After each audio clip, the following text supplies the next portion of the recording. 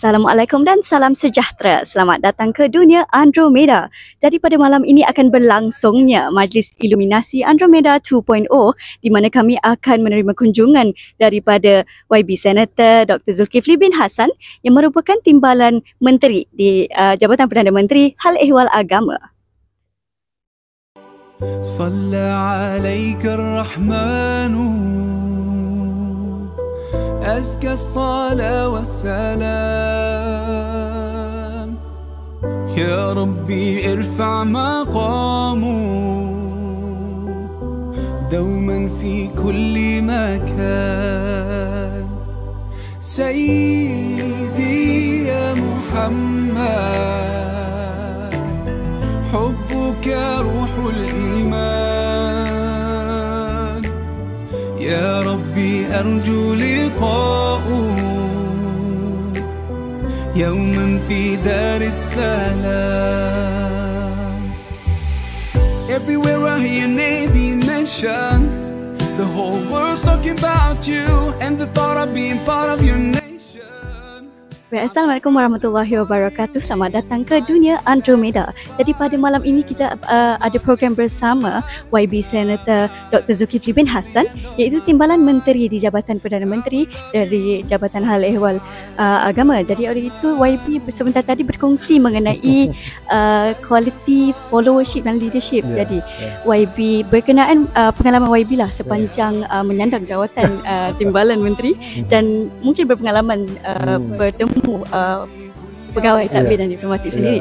Jadi memandangkan kami akan dipostingkan nanti 26 Mei insya-Allah. Jadi mungkin ada pesanan daripada YB mengenai followership quality itu sendiri. Terima kasih Tira dan semua.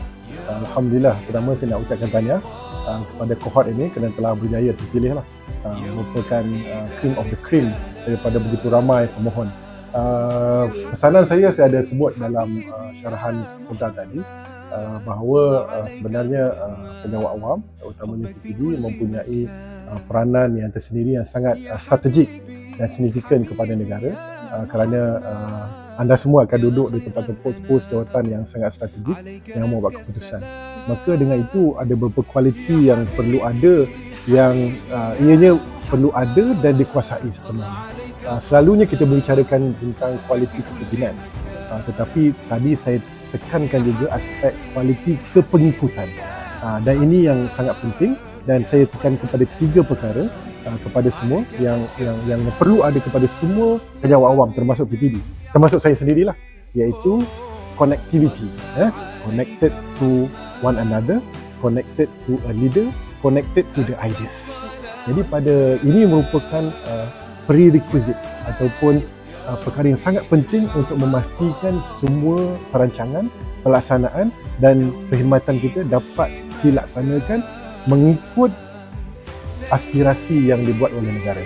Jadi connected to an idea itu sangat penting. Itu saya tekankan tadi. Semua kena memahami Madani agar connected to the Prime Minister, connected to the leaders. Jadi itu pesanan saya. Okey, baik, terima kasih YB. Jadi kita nampak betapa pentingnya kebersamaan itu dari segi idea atau daripada segi leadershipnya sendiri. Baik, itu sahaja daripada kami pada malam ini. Terima kasih.